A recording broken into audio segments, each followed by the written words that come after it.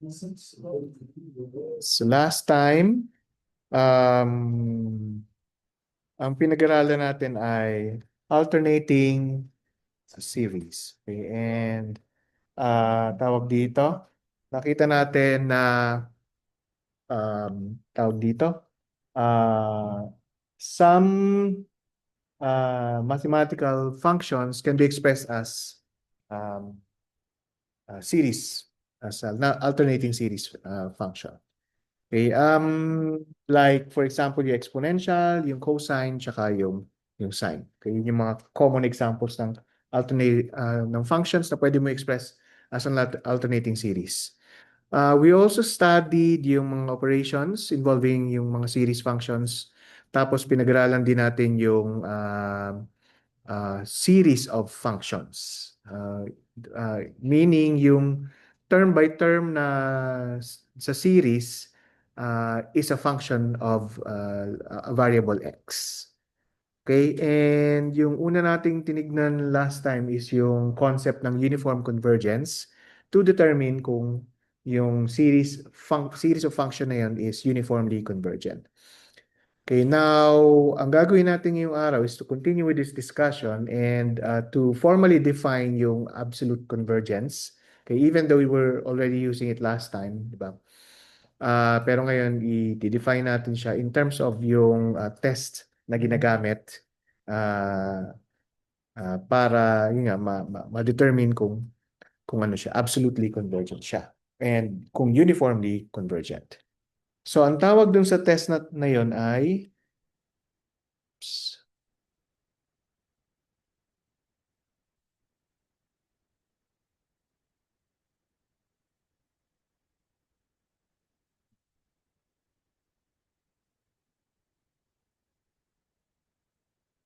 okay, Weierstrass.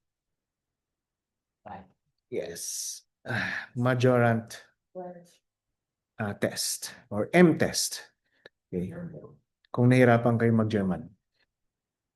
M-test. Okay. Pero syempre, pag nasa jeep kayo, tapos nag-uusap kayong magkasama, di ba? Tapos, okay yung lesson natin ngayong araw, di ba? Weierstrass M-test. Nadidinig kayo na ibang mga kasabay niya na, di ba ang cool-cool nung dating? Hmm. Tapos binubulong nung katabi niya, medyo stress na raw siya. Mm. Wire stress. So if we can construct a series of numbers. Ito ba ang first class ninyo pag Tuesday? No. Okay. Ha? Ayos. Kayo mat 54. Aga-aga may mga dad jokes no? In which okay, mi is greater than or equal to u sub I of x. Okay, for all x in the interval AB. And sum from n equals 1 to infinity ng mi is convergent.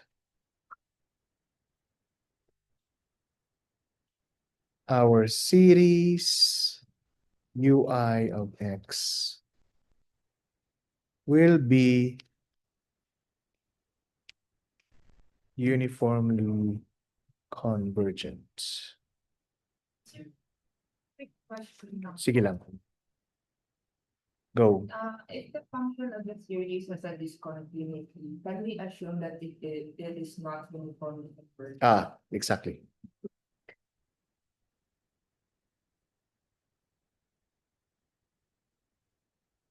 Okay. Their function ng series because may discontinuity siya, hindi na siya uniform. Yes.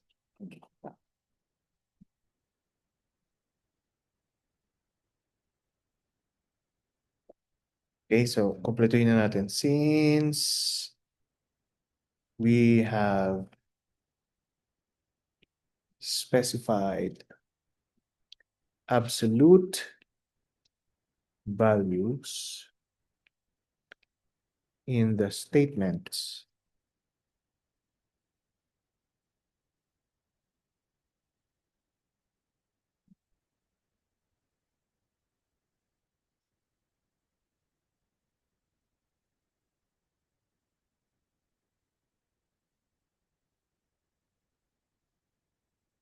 is also seen to be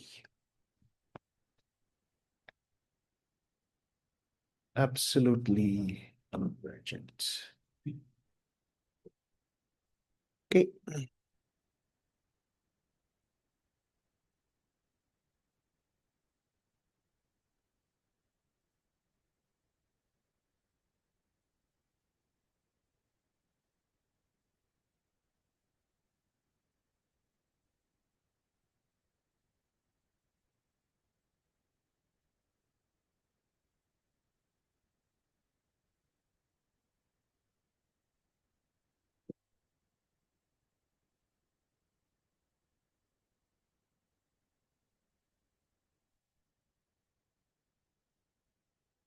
Okay na? Copy niyo na? Okay. So, i-deconstruct natin. If we can construct a series of numbers, okay, sum from n equals 1 to infinity ng m sub I, okay, in which yung term na m sub I is greater than some term na absolute value, okay, term na u sub I of x na absolute value for all x in the interval AB, okay. So basically, you're comparing m sub I with the absolute value of u sub I of x. Okay? Tapos, we find that m sub I is, the sum of m sub I is convergent. Okay? Then our series u sub I will be uniformly convergent in the same interval kung saan convergent yung sum ng m sub I. Okay, so this is a simple comparison test. But note that we are comparing a known series to be convergent, okay, with a series to be determined kung convergent or hindi, okay, na u sub I, okay, pero it's not just u sub I, but you're taking the absolute value of u sub I. Okay? So kung yung series na convergent na m sub I, okay, at makita natin na mas malaki kaysa absolute value ng u sub I, okay, tapos convergent yung m sub I over AB, ibig sabihin, yung u sub I of x na series is also convergent over AB. Okay, kung masyadong maraming words yon, okay lang dahil magbibigay naman tayo ng example. Okay, mas magiging klaro yun sa example. Okay, and then since we have specified absolute values in the statement, then the series is also seen to be absolutely convergent. Okay? So, yun nga. Ang best siguro na gawin dito para maintindihan is to tawag dito, consider an example. So, test the series below for absolute and uniform convergence. So, let's say sum from n equals 1 to infinity ng negative 1 to the n over 1 plus, n plus x squared. Okay, na kung saan itong series na to ay convergent over the interval, okay, negative infinity to infinity. Okay, for any value of x, itong series na to ay convergent. Okay. Sorry. Ito yung iti-test natin for convergence. Okay, so test this series for absolute and uniform convergence. So we need to compare this with some series na alam natin na convergent. Okay, and it has to be an alternating series. So anong alam niyo na alternating series na convergent? Harmonic, okay. Alternating, hindi harmonica, kundi alternating harmonic series. Okay, so we compare with the alternating harmonic series. 1 over n. Okay. Sorry. N minus 1. yung power ng negative number. Simple lang.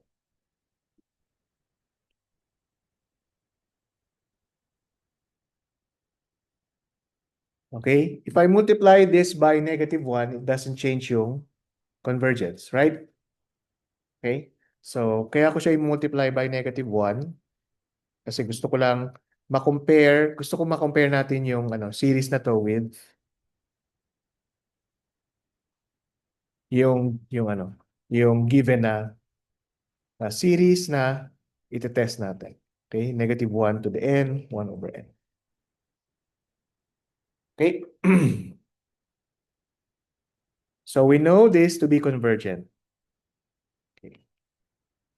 We know to be convergent.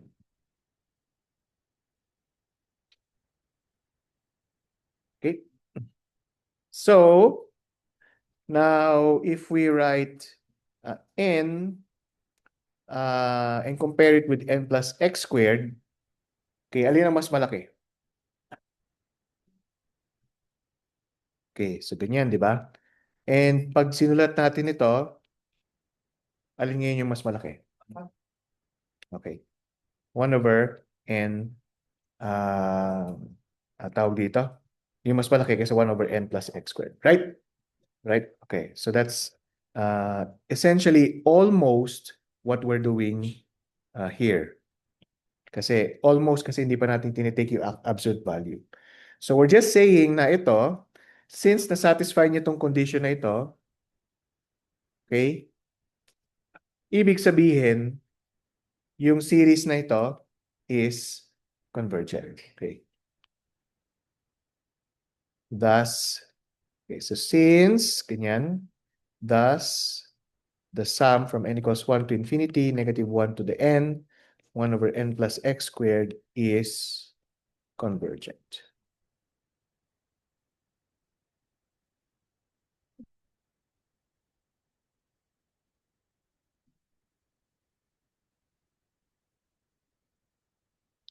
Okay? Okay. So kung ano man yung convergence nito, nung 1 over n, yun din yung convergence nung 1 over n plus x squared na series. Okay? And since yung sum, yung alternating harmonic series ay convergent for any value of x, kasi wala namang x dyan eh. Di ba? So it doesn't matter. So ibig sabihin, yung series din na given na 1 over n plus x squared is convergent for any value of x. Okay, now, ang gawin natin is kunin natin yung absolute value ng given na series. Okay, so if we take the absolute value of the term by term sa given na series, so teka, ito na sa next page. So take, di ba, u sub I of x, and yung u sub I of x is -1 to the n, 1 over n plus x squared, and you take the absolute value of that. Okay? Siyempre, lahat ng -1, term by term ay wala. So 1 plus 1 over n plus x squared na siya. Okay, now, we test this for convergence. And saan natin i-compare ito ngayon? I-compare natin with harmonic series. And dito, pag kinumpare natin ito with the harmonic series, since ang harmonic series is divergent, then that means, okay, since the harmonic series is divergent,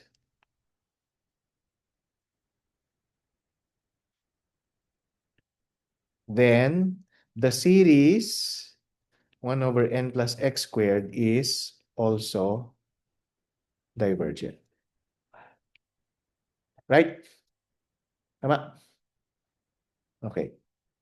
So, we say that the series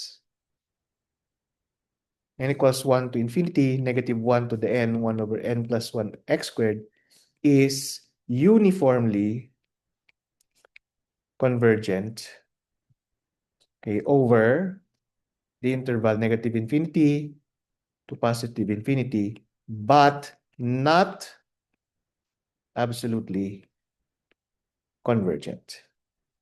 Kasi yung absolute value ng series is divergent. Okay?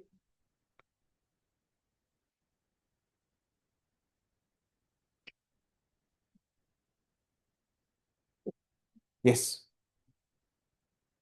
And simply no series dapat siya lesser than the ones you compare with. Yes. Oh,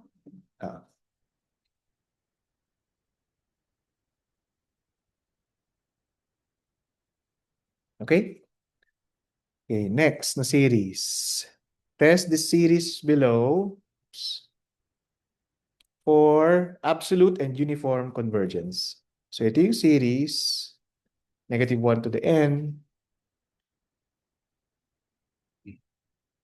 x to the n over n. Okay.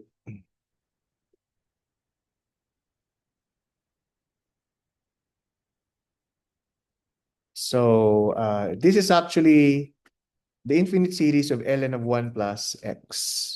At ito ay valid over the interval between 0 and 1, including 0 and 1. Okay, so anong pwede natin gawin dito para ma-test yung series?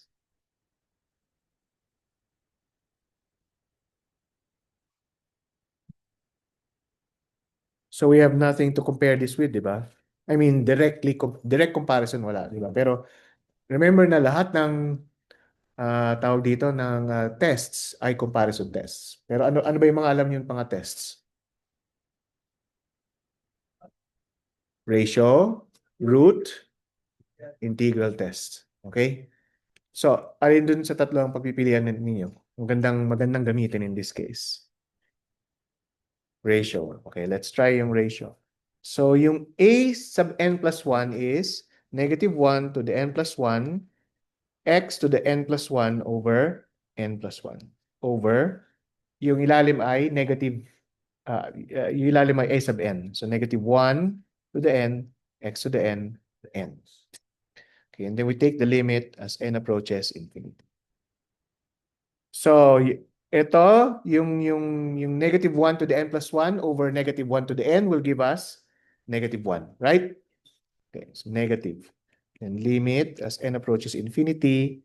Tapos yung x to the n plus 1 over x to the n, and then meron tayong n over n plus 1. So ito ay negative limit as n approaches infinity ng x ng nx over n plus 1.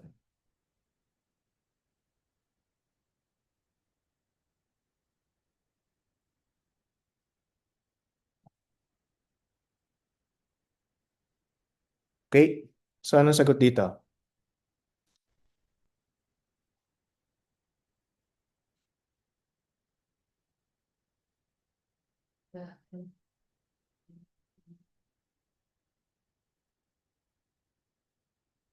Ah,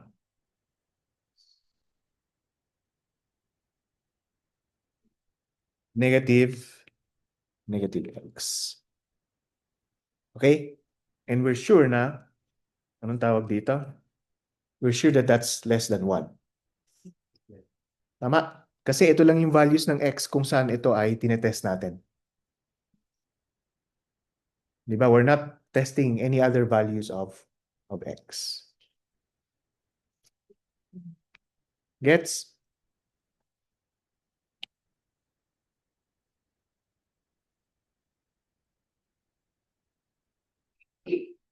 Okay? Wait. Okay, so we can check if it is actually the case. So and usually ang chine-check niyo lang yung yung tawag dito yung limits ng range. So ano ba limits ng range dito? 0 and 1. Definitely 0. Tawag dito yung sum is just 0. Right? Kasi yung numerator ng series is x. And then pag ang value ng x is 0, then 0 lang yung sum. Right? Okay. Yung 1, what about kung yung 1, kung ang x ay equal sa 1? -1, magiging ano siya? If x is equal to 1 and equals 1 to infinity, then -1 to the n, tapos 1 over n. And what's that? Ito ay, anong series yan? Alternating harmonic series, which we know to be convergent. Okay? So, tawag dito, then the series, itong series na ito, is therefore convergent over this interval. Okay? So thus, the series n equals 1 to infinity, negative 1 to the n, 1 over n, x to the n, okay, is convergent, okay, over the interval 0 and 1.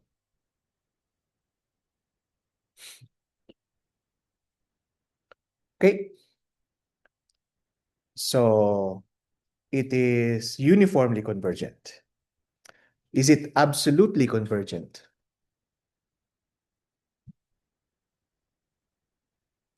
Yung series na yan. Over the interval. So ibig sabihin, take na natin yung absolute value, di ba?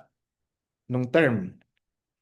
So take the absolute value of u sub I of x. So ito ngayon ay negative 1 to the n, x to the n over n. Okay, and then ito ay x to the n over n.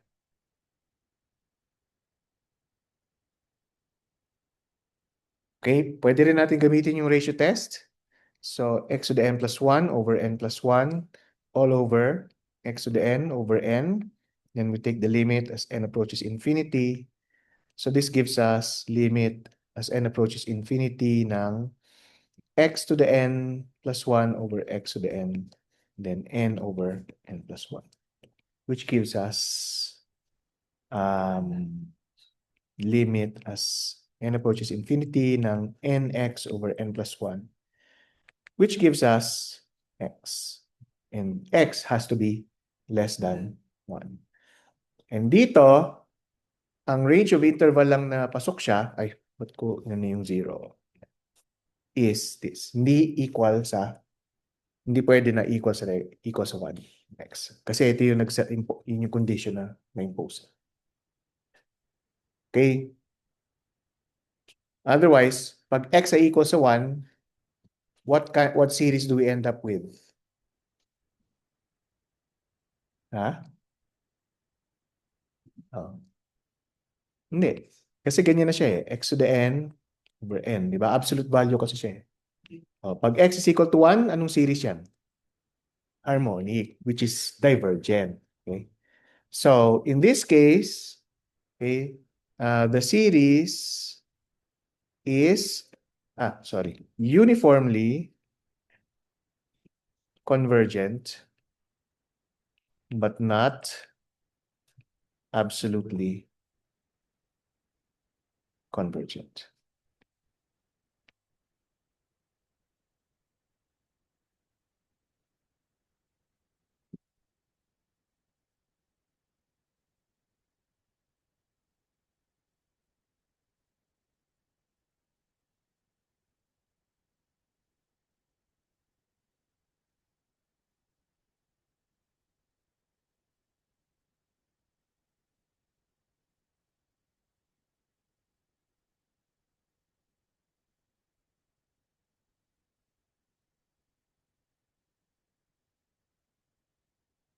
Okay.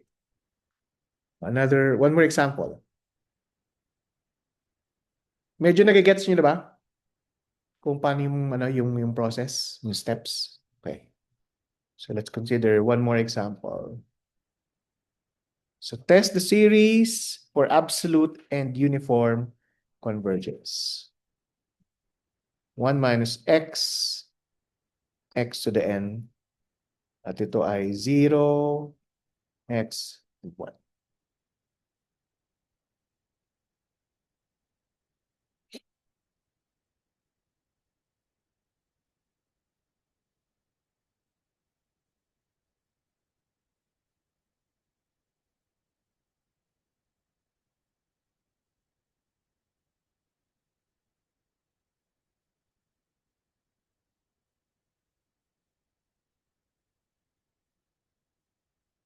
Okay, anong test ang pwede nating gamitin dito para ma-determine kung yung convergence niya? Ratio, okay.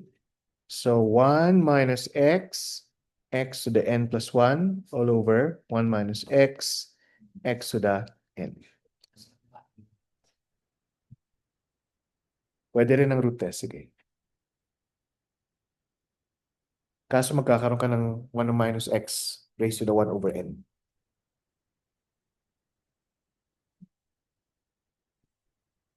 Anyway, ito muna ang gawin natin para makita nyo lang. So, anong sagot dito?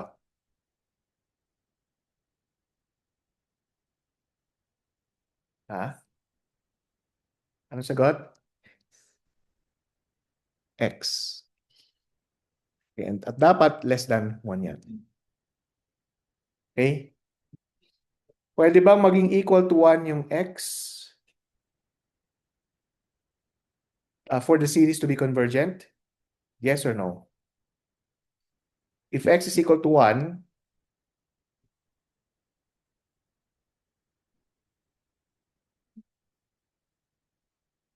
no. Bakit?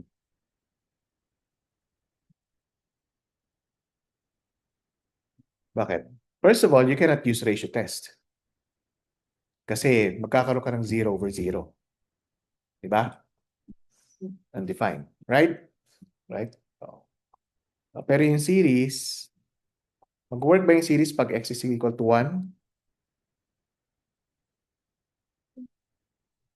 No. Okay. Okay, so meron kang discontinuity at x equals 1. So ngayon, ang range ng tawag dito, ng kanyang convergence ay ganito na lang. Not including 1. Paano niyo ba sinusulat yun sa math? Ganito, no?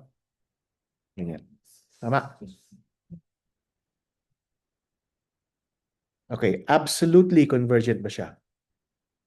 Well, of course, kung titignan niyo yung term by term, so take 1 minus x to the n. It's just the same, di ba? Okay. Then we say that, ano nang sasabihin natin dito? First of all, uniformly convergent ba siya or hindi? Hindi, di ba? Kasi yung test natin, okay, from the test we showed na convergent lang siya for all values of x except for x equals 1. Eh, yung given, included yung x equals 1. So, hindi siya uniformly convergent. So, it's not. Thus, the series is not uniformly convergent. Is it absolutely convergent? Yes or no? Yes, kasi nung tinest natin yung convergence nito, pareho lang sa convergence nito. Right? Okay. So, but it is absolutely convergent.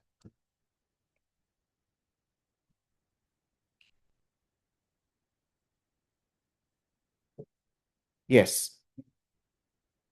Yes, for example, we take the absolute value of that given, tapos hindi po siya na in absolute value po na, does that mean it's not absolutely? So basta po, magiging equal yung answer doon sa in absolute value. Yes.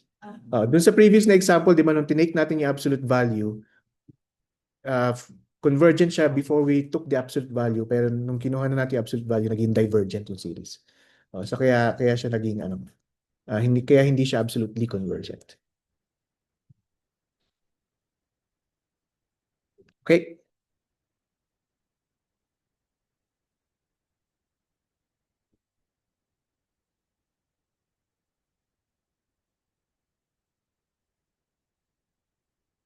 Okay na?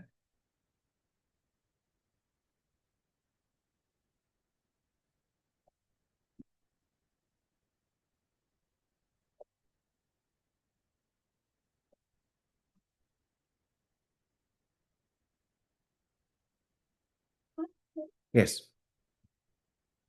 Yeah. So, each of the terms convergence for the T of this equals to. Yes. Remember na ang role ninyo is to convince me na naintindihan ninyo yung ginagawa.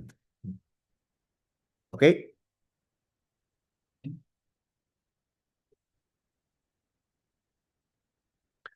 Okay.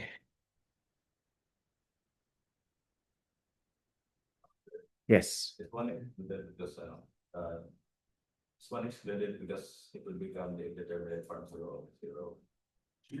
Hindi. Kasi 'di ba ang condition for convergence is that dapat yung limit is less than 1. So from there, alam mo na kagad na hindi included yung 1. Pero you still need to test it. I-test mo pa rin kung ano. And when we tested it, or when we, of course, pag test natin sa ratio test, hindi, syempre magiging 0 siya. Pero kaya lang siya, primarily, kaya hindi included, it's because of the condition for convergence when we take the limit. Okay. Not necessarily for it will become an indeterminate. Hindi. Yun yung definition kasi ng conversion. When you take the limit of the ratio test, it has to be less than 1.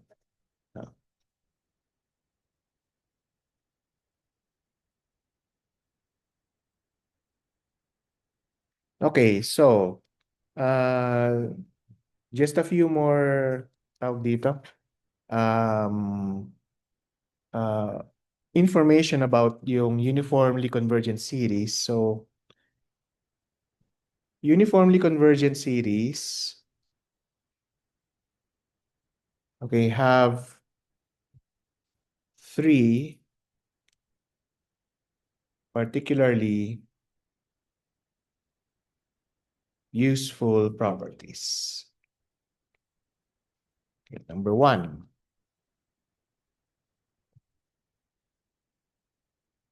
if the individual terms u sub I of x are continuous, okay, over the interval ng x, di ba? Then the series sum f of x equal to sum from n equals 1 to infinity ng u sub n of x is also continuous. So kung term by term yung u sub n of x is continuous, then yung sum na yon is also continuous.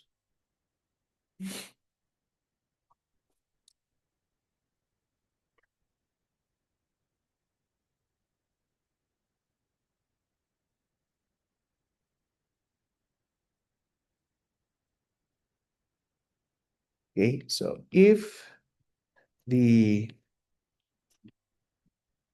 individual terms, so na yun, u sub n of x are continuous,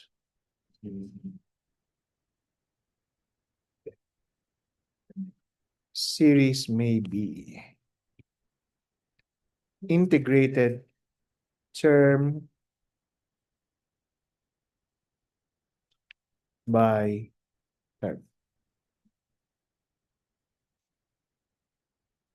So the sum of the integrals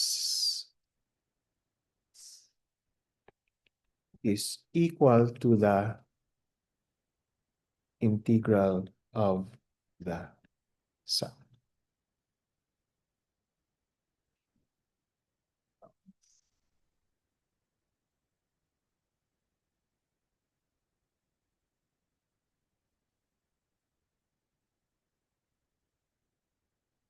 Okay, So if we take the integral of f of x, for example, okay, between a and b, it's the same as taking the integral of the sum or taking the integral of the individual terms.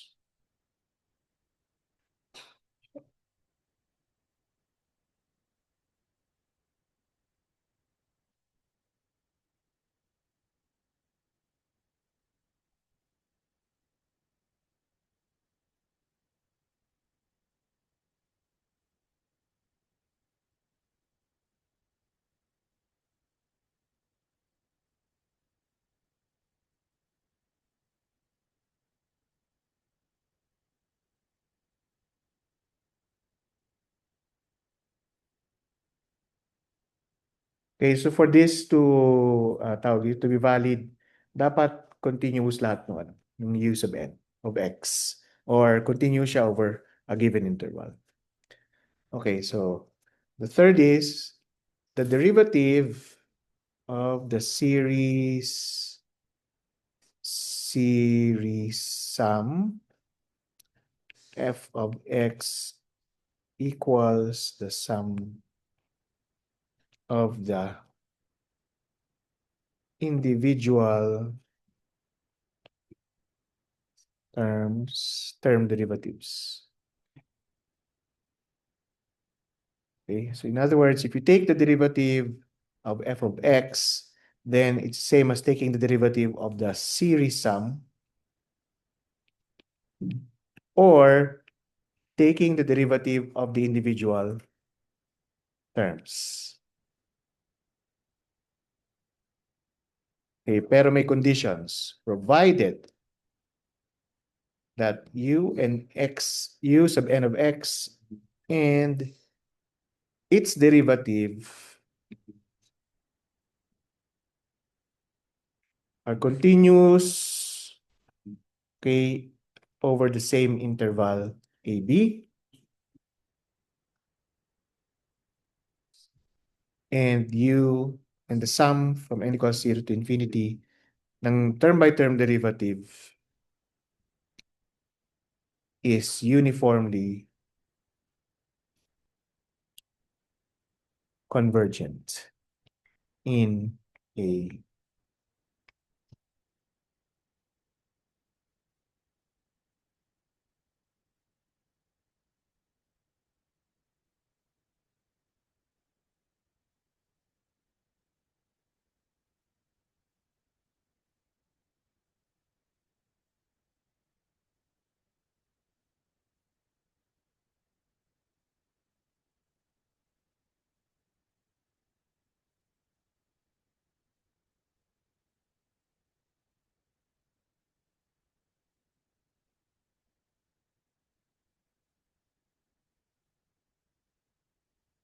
okay na?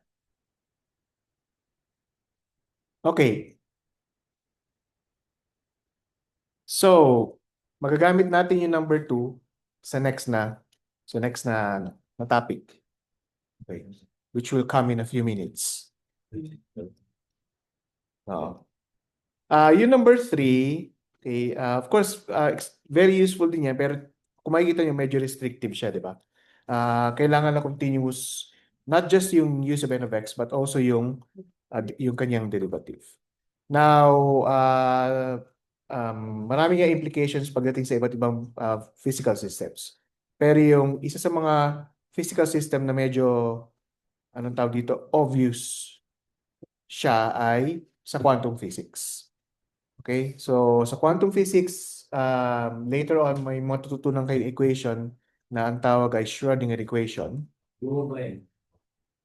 And yung Schrödinger equation na yon, yung solution ng Schrödinger equation na yon, okay, ay dapat continuous at yung derivative ng solution ay dapat continuous din. Okay, otherwise, it will have no physical meaning. Okay, no physical interpretation. Okay? So, tawag dito, doon medyo obvious yung yung application ng item number. Okay, pero darating kayo doon in due time. Hopefully. Sabay may hopefully eh, no? Okay, any questions? Okay, so yan yung tawag dito. Katapusan ng first set of notes. Oh, first set of notes. Oh, di ba? Binigay ko lang ba sa inyo ay yung convergence o binigay ko na lahat? Binigay ko na lahat, di ba? Convergence pa lang ba? Ang kuripot ko naman. Oh, ang next na set ay tungkol sa ano? Hindi pa, wala pa tayo doon. After second exam pa 'yon. After second exam pa 'yon. Taylor series. Taylor Swift series. Oh. Dapat yung susunod na concert na gagawin ni Taylor series ni Taylor Swift ay Taylor series, di ba? Kasi di ba the era concert. So nag-start siya from different ginawa niya iba't ibang eras, di ba? So ang gawin niya sa series, sa Taylor series, yung iba-ibang albums niya naman in series, di ba? So tawagin niyang Taylor series.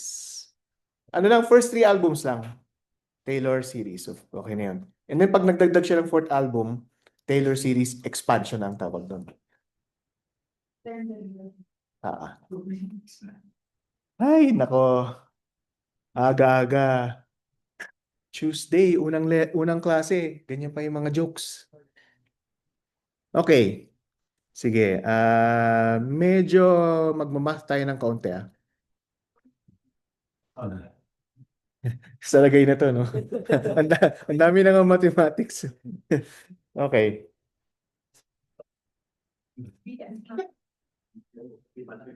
Hindi, iba pa rin. Iba pa rin ang ginagawa nila sa BS Math. Ang ginagawa nila dun is di ba, prove yung mga theorems, di ba? Kayo hindi kayo nagpo-prove ng theorems, pino-prove nyo na yung mga series, tawag dito yun. Yung mga ginagamit nyo, yun yung ipo-prove nyo. Okay, so we're going to call this Taylor series, actually, Taylor series expansion, Taylor's expansion.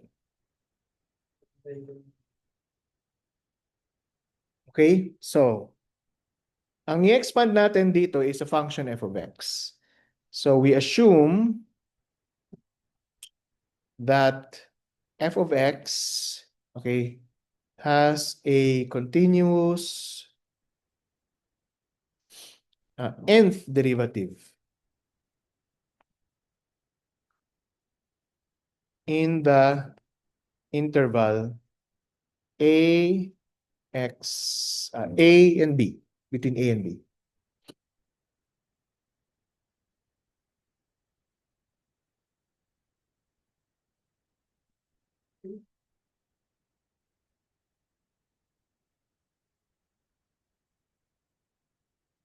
Okay, so meron siyang continuous na nth derivative.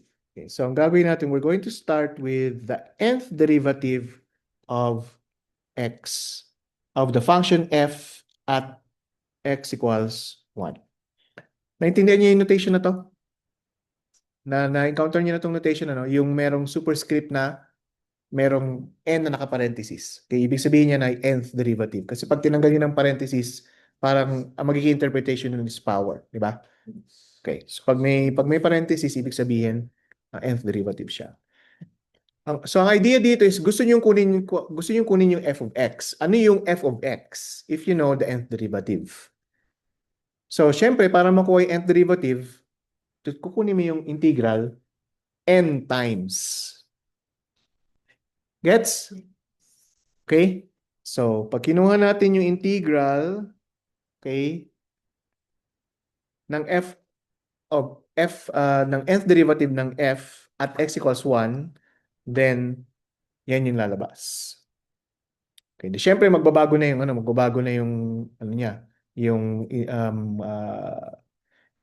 independent variable magiging x2 na, di ba? So kukunin naman natin yung nth derivative ng resulting na yon. Sorry, yung integral ng resulting na function. Then kunin natin yung integral ng resulting na function. Okay? Hanggang sa Di ba sabi natin, integrate natin to n times. Right? Para makuha yung f of x. Konting math lang ito.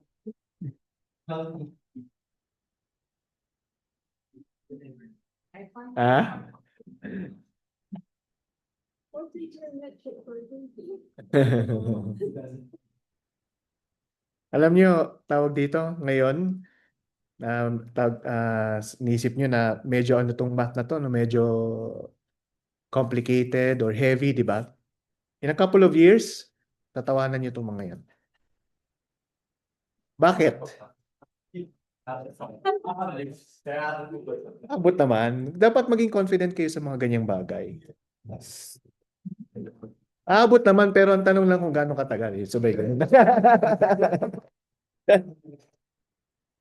Okay. Kasi every tawag dito, every course ay gagamit nitong Taylor series. So, mababatak talaga kayo sa ano na yan.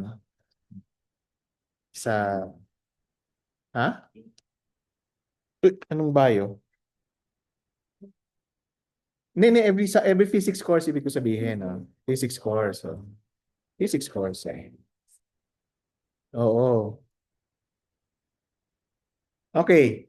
So, syempre, evaluate muna natin yung unang integral. Diba? Yung nilagyan ko ng kulay, tawag dito? Siya. Hindi, mahirap i-spell ang siya. So, ano na lang. So, yan muna. Evaluate muna natin yan. Ay.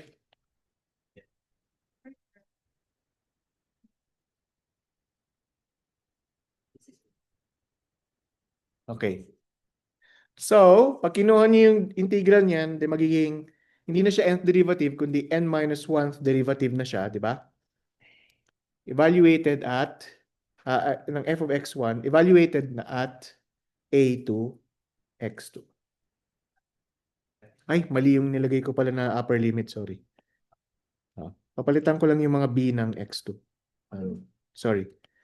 Ito magiging x2, ito magiging x3, ito magiging x4, magiging x5, and then x. Para magkaroon pa rin tayo ng function, para function pa rin siya pag ano. So di ba, ito, magiging ganito siya. F of n minus 1 of x2 minus f of n minus 1 ng a. Yan. Pwede ulit natin siyang integrate. Right? So ito yung para sa peach.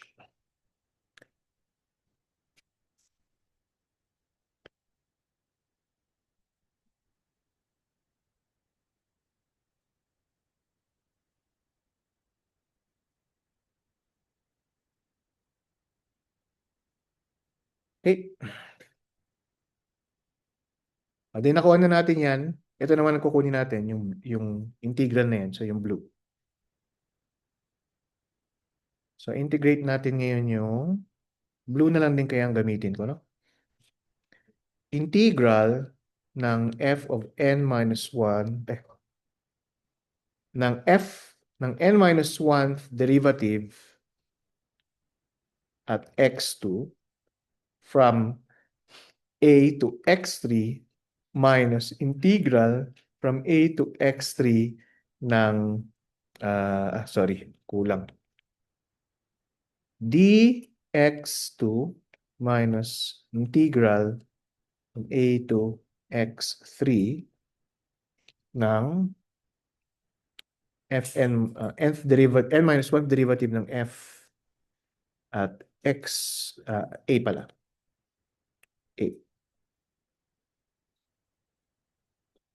Dx.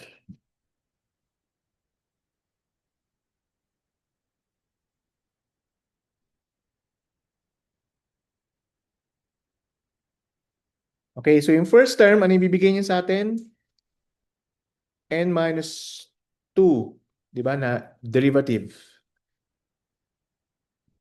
At x2, evaluated from 0 to, a to x3. right? Then yung second term will give us n minus 2 derivative at a evaluated from a to x3.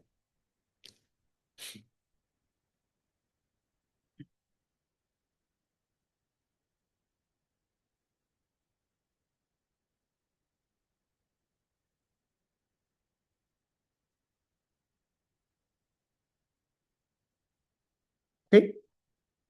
Yung first term ngayon, when you evaluate the limits, okay, gives us f of n minus 2th derivative at x3 minus f n minus 2th derivative at a. Tama ba? Minus x3 minus a ng f of n minus 2 derivative at x equals a. Ganyan yan kasi yung f of n minus 2 at a is a constant. Right? Kaya x3 minus a na lang yung nilagay natin dyan.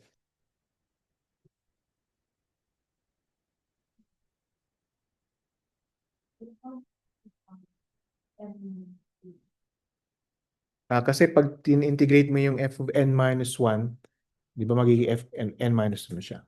So, halimbawa, third derivative of x. Di ba? Pag in-integrate mo yan, magiging second derivative na lang siya.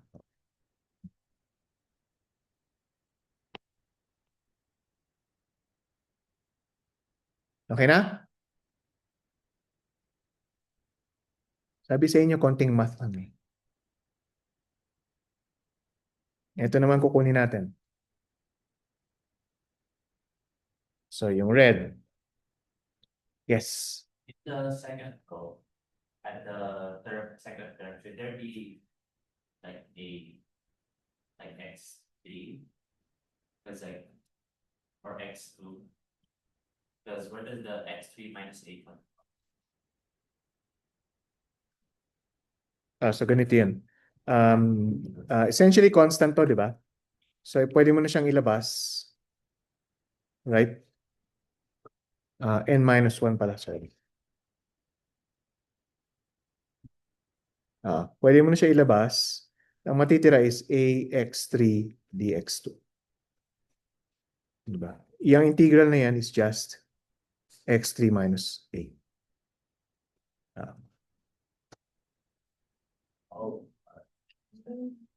Okay na? Okay na.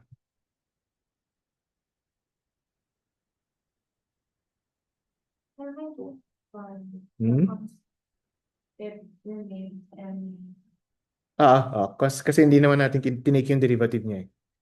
So,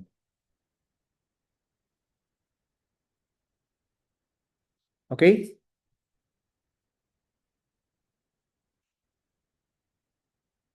Okay. So, ngayon ay integral dx4 from a to x4. dx3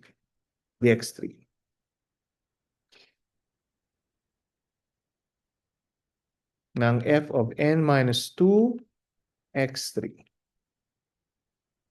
minus f of n minus 2 ng a integral from a to x4 ng dx3 minus x3 minus a f of n minus 1 derivative x equals a integral a to the x4 ng dx3.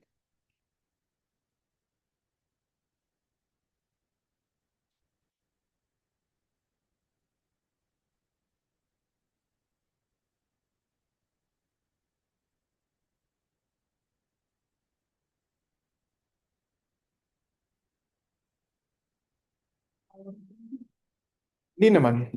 Gagawa lang tayo mga 20 na ganyan. Joke lang. Na ano? Meron. Dali lang. Sorry. Hello? Yes. Sino to? Ah, okay na? Yung first integral will become bloody. Will become bloody.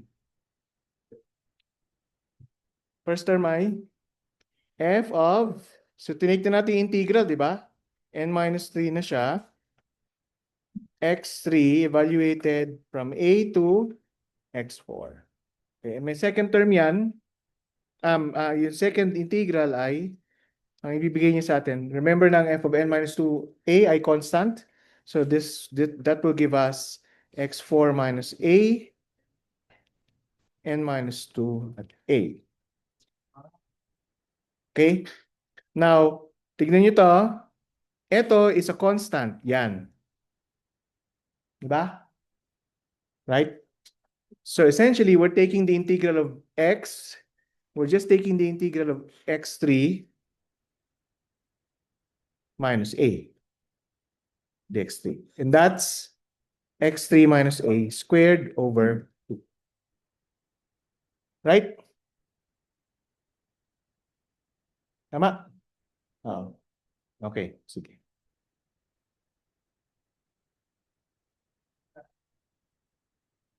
So minus x3 minus a squared over 2 f of n minus 1 of a.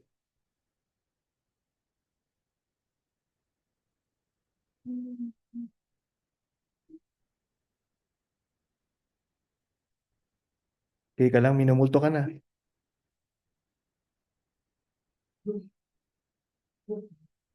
Okay, medyo kinukulang tayo ng space. So, ang gagawin ko ay, okay, itong first term, okay, yung first term na yan, magiging, ito magiging x4, sorry. Ito magiging x4, diba? Minus f of n minus 3a. Tama?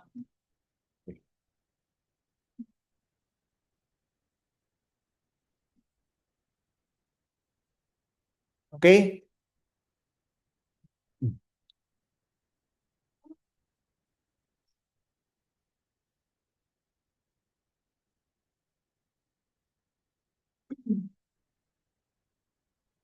Okay, so ngayon gagawin natin ay deduction na lang. Okay, para ano, para hindi na natin ulit-ulitin. At least na gusto nyo talagang gawin hanggang ano. Okay, so anong napansin nyo dun sa first term? Yung first term ay nagiging, essentially, in-evaluate nyo lang. Pag in-evaluate yung first term, nagiging two terms siya. Di ba? Yan at saka yan. Yung evaluation niya at x3 and a, ito naman, evaluation at x4 and a. Right? Right? Okay. Yes.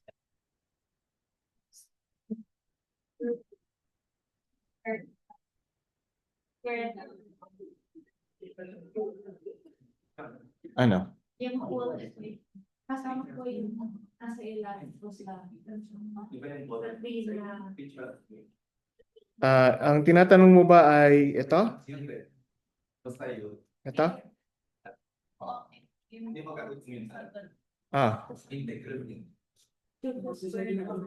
Yes. Kasi, ito na nga eh. So, this led to these two terms, di ba? Okay. Ito led to this term. Tama? And then ito led to this term. X3. X3. No. Ganda kasi ng handwriting ko eh, kaya X3 yan. Klaro naman na X3. Ayan. Di ba? Di ba? Klaro naman. Why did it become X4? Bakit hindi siya? Kasi tawag dito. Ay, oo nga. Tama ka. X4 dapat yan. Sorry.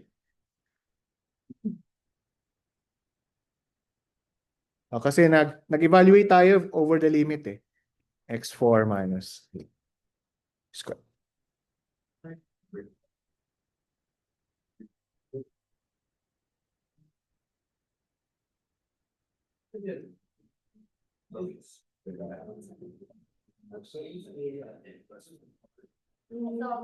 Okay na? Okay na? Okay. Ay. Ahem. Okay, okay, okay.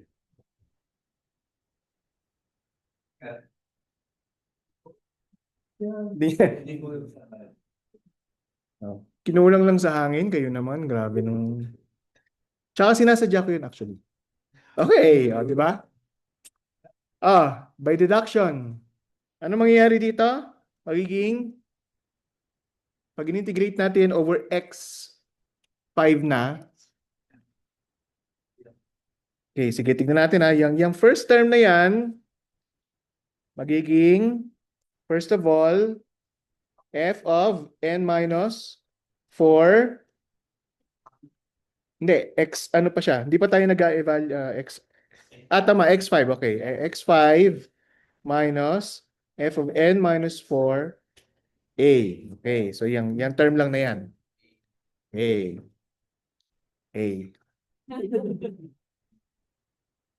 Okay, etong term na to, yung term na yan, yung second term, anong mangyayari dyan? May x5 minus a, di ba? Magkakaroon siya ng coefficient, di ba? x5 minus a. So, minus x5 minus a, f of, ano siya? n minus 3 a. Okay. Okay. Tapos itong term na ito, magiging x4 minus a squared over 2 x5 na, di ba? Tapos f of n, f super n minus 2. Okay? So, ano yan? x5 minus a squared over 2 f n minus 2 ba? 2, 2. 2 and then a. And then, dito, ano sa tingin nyo mangyayari dyan? Pag in-integrate yan. x5 minus a cube over 2. Huwag nyo kalimutan yung 2. And then, tas may 3 pa na idadagdag. So, okay? So, minus x5 minus a cube over 2 times 3 f of f n minus 1 of a. Nakikita nyo na yung pattern, no? Medyo nakikita nyo na yung pattern. Now, itong nasa ilalim na ito, well, this one you can write as 2 factorial. This one you can write as 3 factorial. Okay? And ito, although it's not present, but you can write it as 1 factorial. Tama? Tama?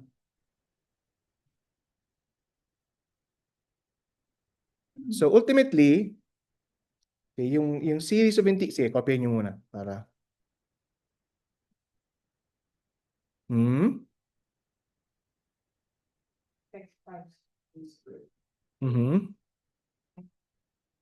Meron. Hindi mo nakita kanina? Kaya, pa-check ka nga sa clinic mo.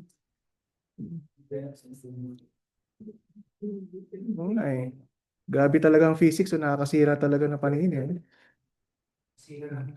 Kaya nga eh.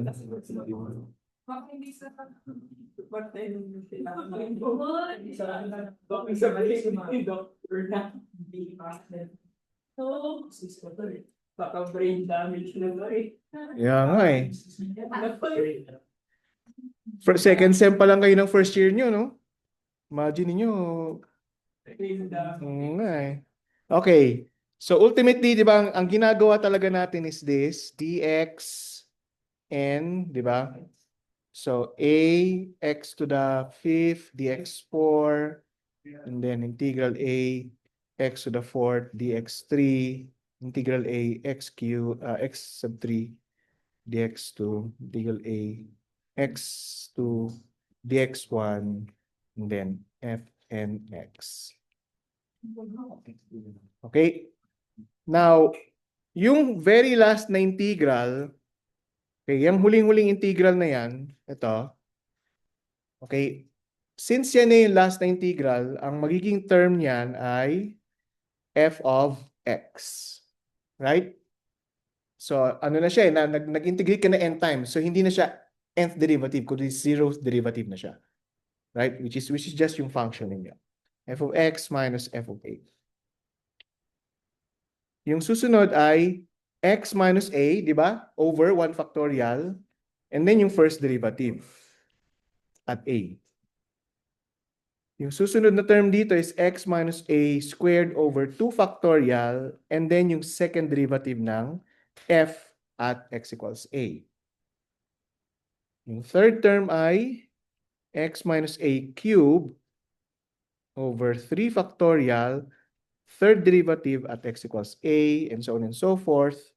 Yung very last term is x minus a to the n minus 1 over n minus 1 factorial, n minus 1 derivative ng a.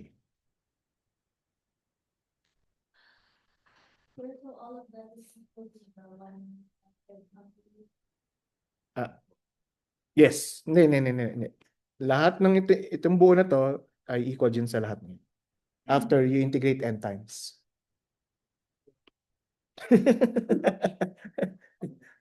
Just feel free to express yourself.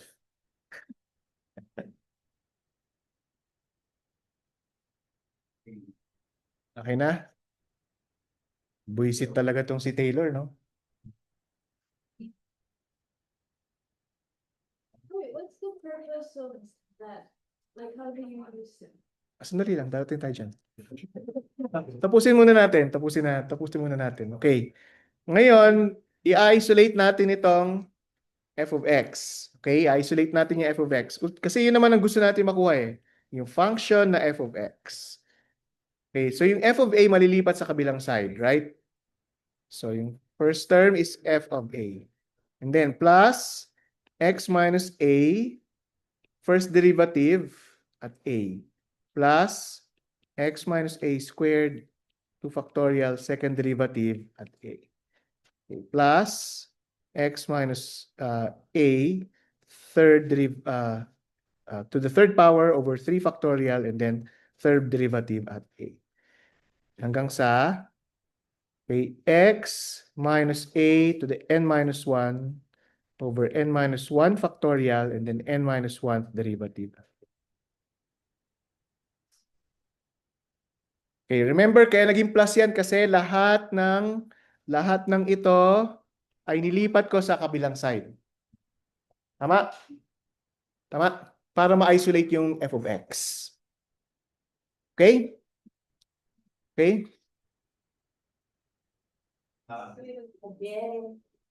Di ba? Ito. Yan, lipat ko sa kabilang side ng equation, di magiging plus siya. Di ba? Oh. Lipat ko yan sa kabilang side ng equation, magiging plus siya. Right? Yes. Okay, teka, hindi pa nakalimutan pa natin yung lahat ng integral. Remember, doon pa rin yung integral na term. Okay, so plus. Okay, pero ayoko na siyang isulat din. I totally agree with you. Ang gagawin ko is, ibabox ko siyang ganyan at tatawagin ko siyang r sub n. Okay lang ba? Plus r sub n. O yan. Yan. Yung mga lahat ng integral na yan, okay, sinabi ko na lang na yan ay r sub n. Okay? Bakit siya r sub n? Kasi tinatawag natin siyang remainder terms. Okay? So, kaya r yan. Magkakaroon yan ng sense mamaya. Remainder. Okay?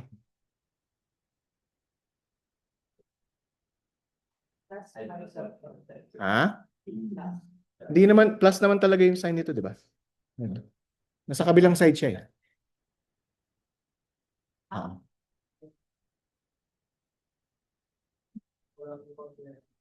Okay, so this is now your Taylor series expansion.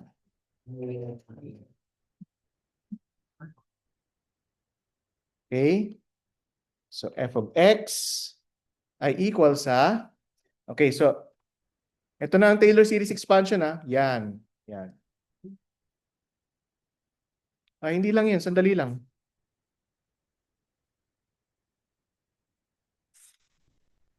Wala, may nasisiraan na ng ulo dito.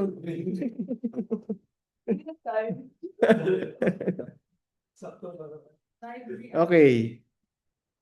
Sorry, dapat hindi ko yata sinasabi yung mga ganong mga ganong jokes.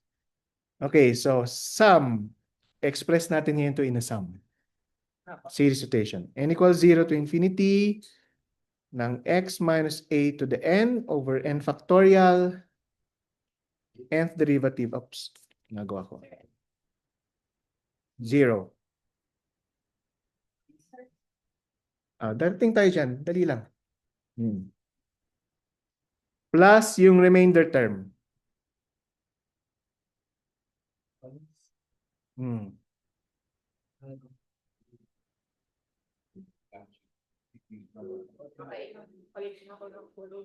Okay, so check lang natin For n equals 0, if n is equal to 0, anong first term? So x minus a raised to the 0 is 1 over 1 factorial, tapos 0 derivative siya. So essentially f of a lang siya, di ba? F of a, which is yung first term dito, right? For n equals 1,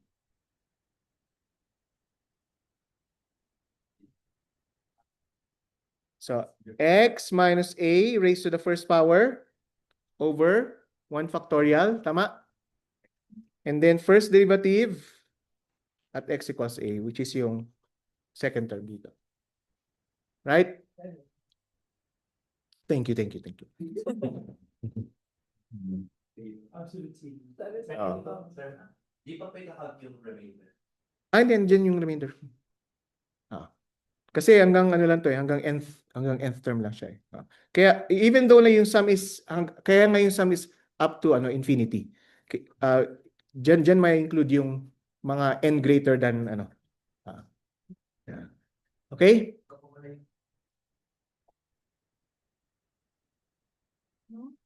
Actually hindi nagme-make sense. Dapat ganyan lang siya. Ganyan lang siya. Kasi yung n mo nga pinapa-approach yun to infinity. Mamaya lilitaw yung remainder term, okay, mag-alala pag nag-discuss na tayo ng example. So pag n equals 2, the x minus a squared over 2, di ba? Second derivative ng a, which is yung third term dito, right? Okay na ba? So naintindihan niyo na kung bakit ganyan yung expression ng series? Okay. So isa rin sa mga dapat yung ma-develop na skill is to convert a term by term na series into a series ang tawag dito into a series function. Okay? Yes. Same lang sila, diba? So, pwede mong lagay ng 2 factorial kung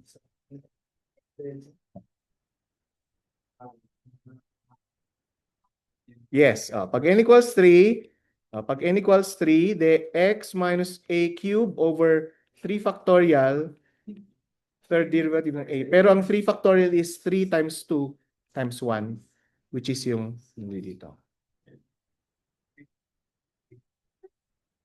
Tanong nyo kaya. Anong tanong nyo? Formula sa Math 50 series. Math 50 series? Ano matututunan yung gumawa ng? Parang kunwari ko yung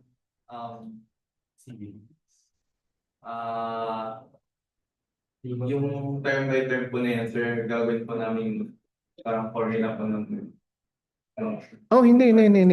Yan na mismo yung formula ninyo. Yan mismo ang formula niyo. Okay, darating tayo, ito na yung example, okay? Nandito na tayo sa example para mas maging malinaw sa inyo. Sobrang powerful ng Taylor series na yan. Hindi lang si Taylor Swift, pati yung Taylor series. Okay? Gaano siya ka-powerful? Ha? Okay, tignan nyo to. Let's say na gusto nating alamin, okay? Sorry, ganito. Sorry, i-rewrite ko. Let's say na yung f of x ay equal to sine of x. Okay, ang f of x ay equal to sine of x. And we want to know yung f of x at x equals 5 pi over 24. Shit.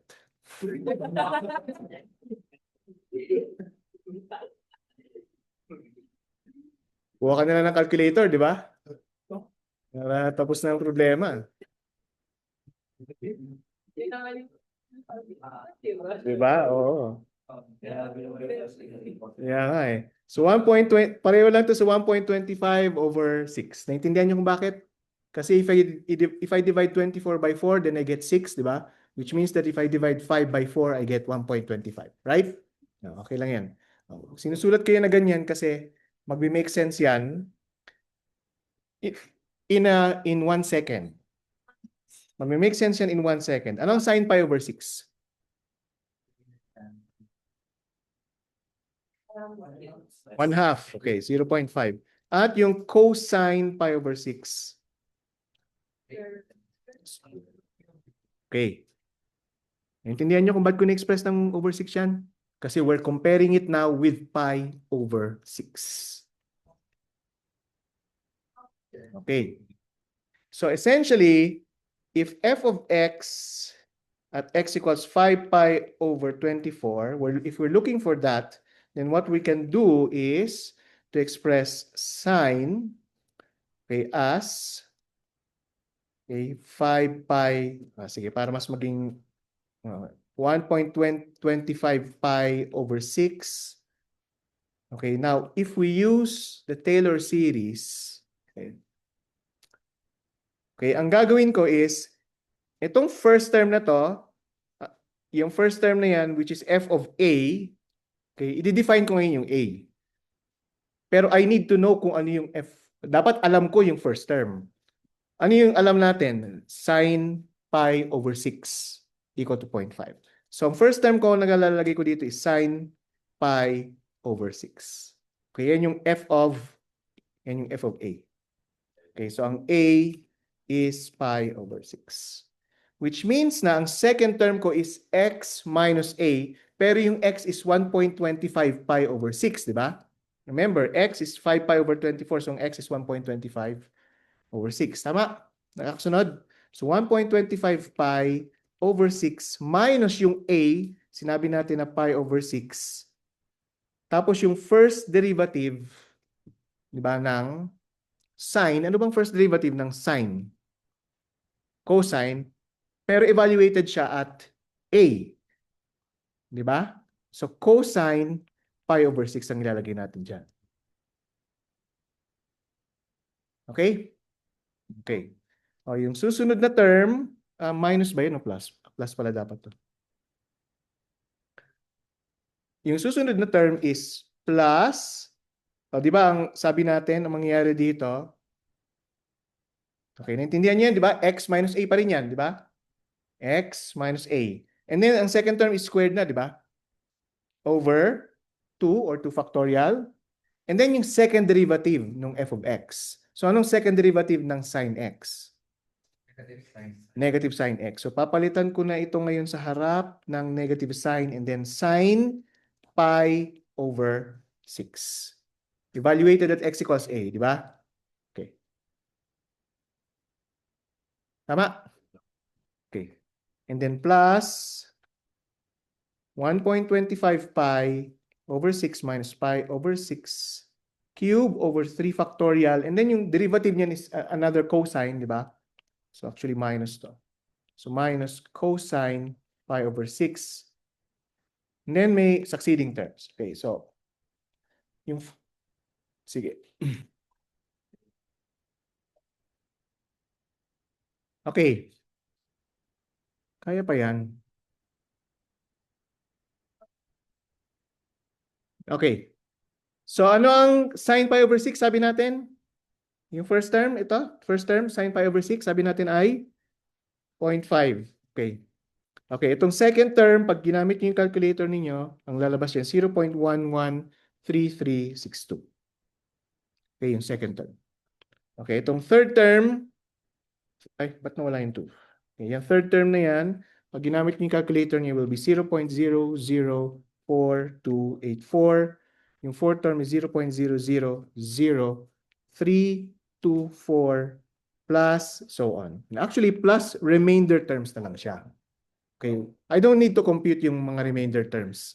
Lalo na pag tinatamad ako.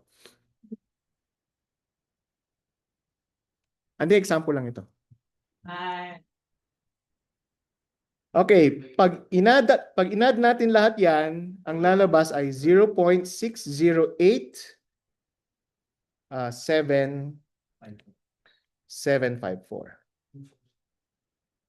Okay. Now, yung exact value ng f of x equals 5 pi over 24 or sine 5 pi over 24, ang exact value niyan is 0.608761. Tignan nyo kung nasan yung error. Nasa 5th decimal place. 4 terms pa lang yung ginawa natin. 4 terms pa lang dun sa summation. Kaya sabi ko wala na akong pakialam dito kasi sobrang liit na nung error niya. Yung remainder term is actually the error term. Okay, and yun yung difference between this actual value, the exact value, and this approximated value, approximated using the Taylor series expansion. Yes, exactly. Exactly. Okay? Okay? Basta po yung exact value na nakuha ko na calculate. We need to write it out loud. Hindi po, No. Example lang ito. Hindi nyo gagawin yun sa exam. It's just for demonstration purposes. That's not what the Taylor series is for. Diba? Okay? Okay, now, bago tayo mag-consider ng example. Now, there's this person. So si Taylor ang gumawa nitong hindi si Taylor Swift . Taylor ang apelyido niya. Hindi Taylor yung pangalan niya. Now, there's this person, ang apelyido niya si McLaurin. Sabi niya, if I say na ang A ay equal to 0, then yung aking Taylor series expansion will become sum from n equals 0 to infinity ng x to the n over n factorial nth derivative ng evaluated at 0. Okay? So yung A ginawa ko lang 0, diba? Ito yung Taylor series, Taylor series expansion. Yan yung Taylor series expansion, ba? Ito. Yung A ginawa ko lang 0. Or yung A ginawang 0 ni McLaurin. Okay, special function yan. Tatawagin ko siyang McLaurin series expansion.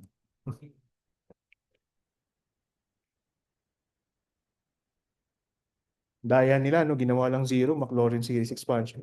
Meron, nasa textbook na tuloy pangalan niya. Ha? Ganyan lang talaga, di ba? Okay. Yun. Oh, gawin mo, pwede kayo mag-invento, di ba? X equals 0.5. Tawagin yung di ba? Wag naman.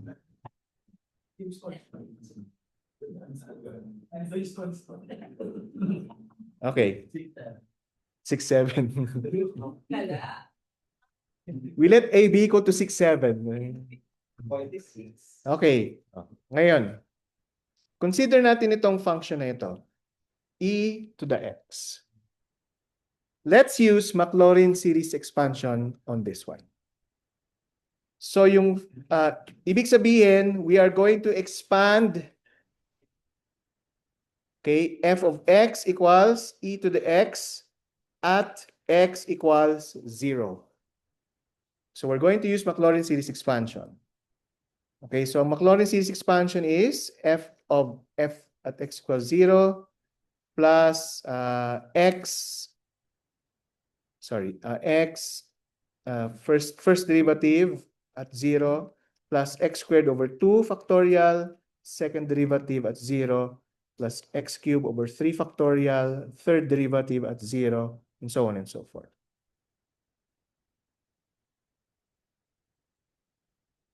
Okay. Ano ang f of 0? So, in other words, ang tanong is, ano yung e to the 0? 1. Okay. Ano ang next term is plus x, and then anong derivative ng e to the x? And evaluate nyo yung derivative na yun at x equals 0? 1. Tama? Okay. And then yung second term is x squared over 2 factorial. And then, kunin niyo yung second derivative ng e to the x. Ano yun? Evaluated at x equals 0? 1. Okay. Plus x cubed over 3 factorial. Third derivative ng e to the x. Evaluated at x equals 0. Nakikita nyo na ngayon yung pattern, di ba? Okay, plus, and so on and so forth. So now we have derived the Taylor series expansion of e to the x. At yan ay e to the n equals 0 to infinity ng x to the n over n factorial. If you recall, 2 to 3 meetings ago, sinulat natin yung eksaktong series na yan. Pero hindi ko sinabi sa inyo kung bakit. Ngayon alam niyo na kung bakit. Okay? Using Maclaurin series expansion or Taylor series expansion at x equals 0, we have derived, or we can derive any function, which means that any function has a corresponding Taylor series or Maclaurin series. Yes. That's crazy. I love crazy. Di ba? Oh. Biglang. Oh, yeah, sabi ko na nga po, may kakanta na eh. Ano? Okay ba? You can derive any series. Yes. Crazy. Oh, anong reply nyo? I love crazy. O, tapos kakanta niya. At yun yung exam. Bibigyan kayo ng function, hanapin niyo yung expand. Bibigyan kayo ng function, hanapin niyo yung Taylor series expansion. Okay. Okay, example. Another example. Ln of 1 plus x. Okay. Ha? Hindi ko alam eh. Hindi ko pa na-prepare syempre yung exam. 1 point. Either you know or you don't.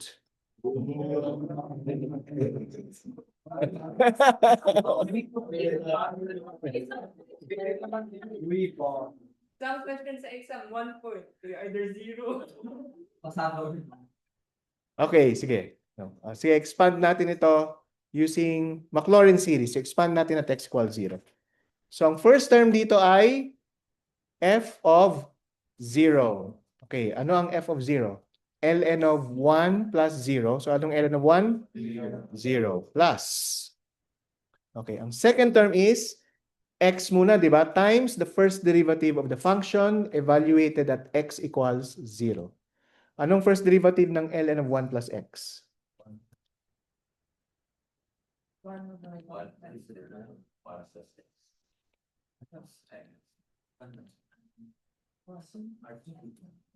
Evaluated at x equals 0. So, 1 over 1 plus x evaluated at x equals 0. So, ito ay equal sa 1. So, times 1.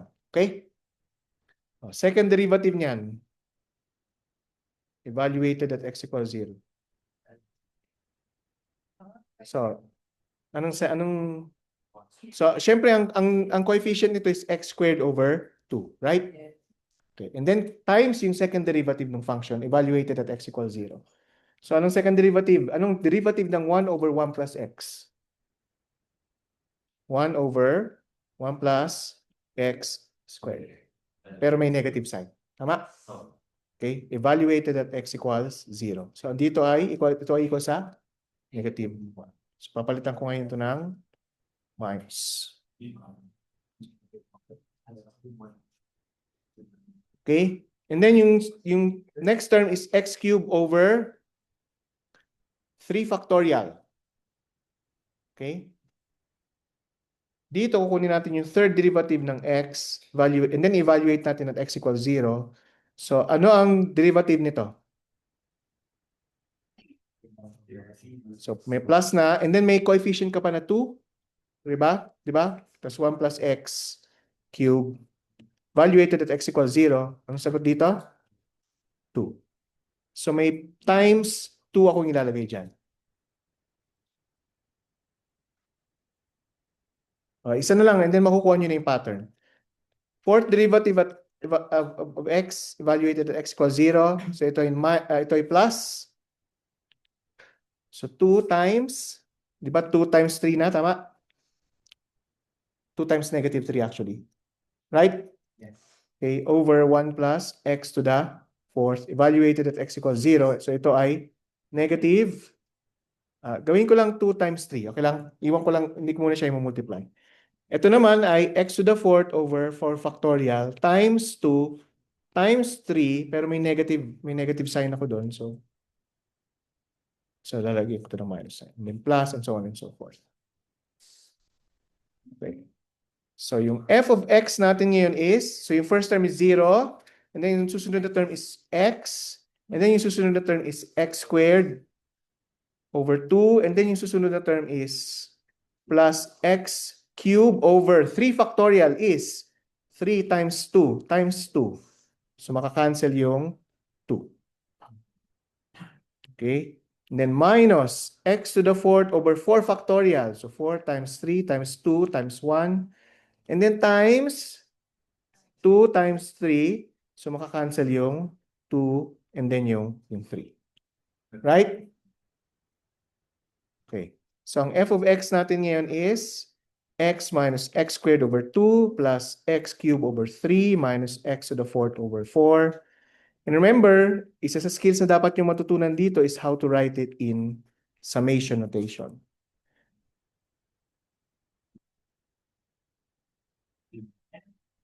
Okay, so saan magsisimula ang index na n? Sa 0? 1. Sa 1 kasi yung x, yung x. Di ba? So actually, yung form niyan magiging parang x over n, di ba? Di ba? So mag-start siya ngayon sa n equals 1. So if n is equal to 1, di meron kang x to the n pala, x to the n. Pag n equals 1, di may x over 1 lang siya. Pag n equals 2, the x squared over 2. Tama? Which is yung second term. Tama? Okay, so na-figure out natin yung x squared, x over 2, x squared, x cubed over 3, x to the fourth over 4. Paano yung sign?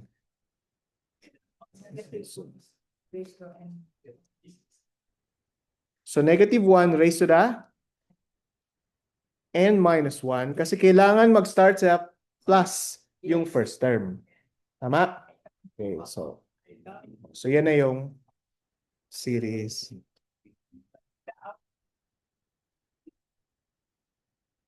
And kung naalala nyo kanina, That's the alternate one is asan na yun? Ayan. Ayan, no? damn. Ang bad. Actually, n minus 1 dapat yan, di ba? Ito mag-start sa 1. Pero, okay lang yan. Same shit.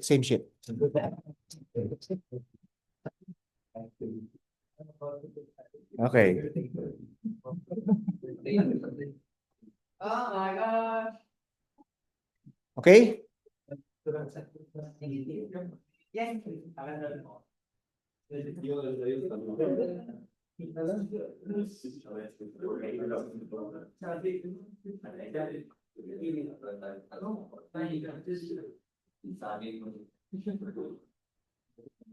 Okay. Hindi pa tayo tapos. Of course. Hindi pa tayo tapos. Nasa pa lang tayo. Third week pa lang tayo ng classes. Diba? Huh? Basic people were not very basic. Okay. Pardon, service. Okay, sige. Gets. Okay, now. Ano yung kulang dito? convergence Okay. and yung range of convergence. Okay, ito madali niyo lang makuha yung range of convergence ito kasi you just take the just take the ratio test, di ba? And makikita niyo na when you take the ratio test, magko-converge siya from negative infinity to infinity, which is just as well for the exponential function. Okay? So hindi ko na i-derive yan. Dito tayo mag-work kasi hindi tayo ganun ka-familiar sa ln of 1 plus x. Okay? So now that we know yung series expansion niya, i-apply natin ngayon yung tests natin for convergence dito. So pag in-apply natin yung test na yan, what we can do is the ratio test, di ba? Negative 1 to the n, x to the n plus 1 over n plus 1, and then negative 1 to the n minus 1, x to the n over n. Oh, ginawa na nga natin yan before. Oh, ang lalabas dito ay, kung naalala ninyo, is nx over n. Di ba? Which is less than 1. Or x is less than 1. Okay? So, how do we determine ngayon yung convergence nito?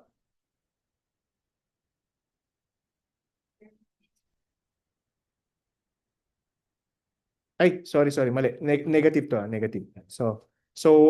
Just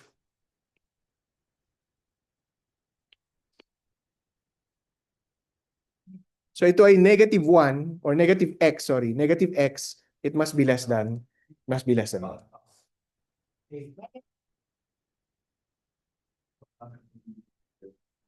Okay?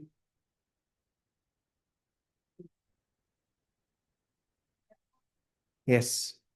Within Could this be these summations from Yes. Ganito niyo dapat siya express. Okay? Okay. Now, you can also directly test for, yes. So bakit, sorry, n saka n instead of n plus 1. N plus 1 dapat yan. Tama na? Tama na. So bakit n over n minus 1 instead of n plus 1? Ay, hindi. Ginawa ko na lang siyang n kasi tinake ko na yung limit eh. Actually, dapat x lang talaga siya. Sige, gagawin kong accurate para hindi kayo para clear sa inyo. So, negative sign limit as n approaches infinity ng nx over n plus 1. Yan. And then, so when you evaluate the limit, ang makukuha niyo is negative x. Yes. upper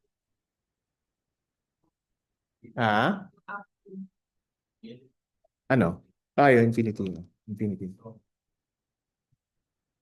Infinity yung upper limit kasi yung Taylor series expansion is up to infinity daw.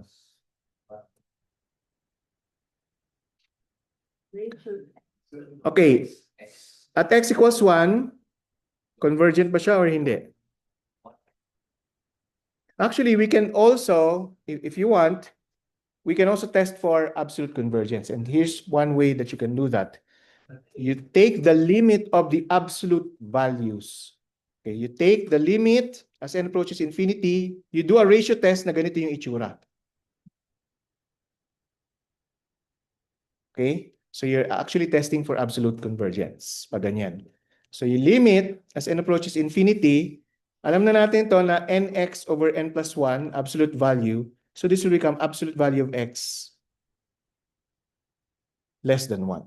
Now yung absolute value na yan is just the same as negative 1. Ay, nagawa ko. It's just the same as negative 1 x to 1. Okay? Kasama ba ang x equals 1?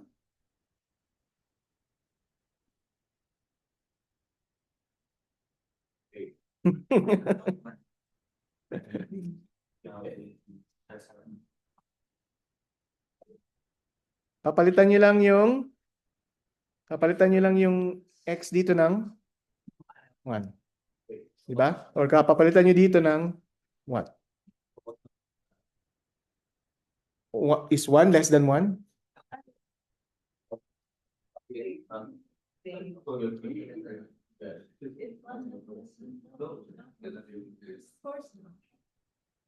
Hindi. Negative 1 pala. Negative 1. Sorry. Nililito ko kayo. Ito, ulit. Ito, papalitan natin ito ng 1, di ba? Okay. So pag pilitan natin ng 1, true pa rin yan. Kasi negative 1 is less than 1. Pero pag ang x is equal to negative 1, hindi na magiging true kasi 1 is hindi yan true. Okay? So ibig sabihin yung range of convergence natin actually includes the 1 pero does not include negative 1. So this yes, so the series converges for this range, negative 1, 1. Yeah. Kasi pag pinasok mo dito yung negative 1, pinasok mo dito yung negative 1, magiging negative 1 is less than 1 yung expression, which is not true. May negative sign ka dito. May negative sign doon. Kaya may negative sign kasi ito. Cancel.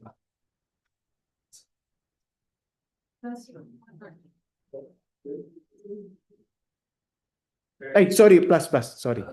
Kasi ni-replace ko to ng negative 1. Oh, sorry. Yeah. Kasi i-replace ko to ng negative 1, di ba? So, yung sa ginamit natin previous test, yung property po niya is, does it reflect to the same function which is yung ln 1 plus x? yes, of course. Kasi equal siya dun sa series mo. Di ba applicable pa dun sa Yes. but in our absolute value 1, applicable pa rin ko. Ano? Yung sa absolute value. Hindi. For absolute test lang yung for absolute convergence. Okay, anyway, ituloy natin yung i-review niyo yan, di ba? Kasi ituloy natin yan sa next na meeting. Okay, by the way, next meeting, di ba wala ako? So, ang gagawin niyo lang is mag-solve kayo ng exercises. Bibigay ako ng set of exercises na exercises.